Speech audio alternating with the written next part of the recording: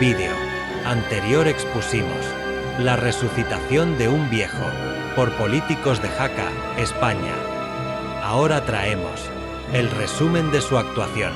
según su acometido. Plenilunio será un procedimiento de emergencia económica descomunal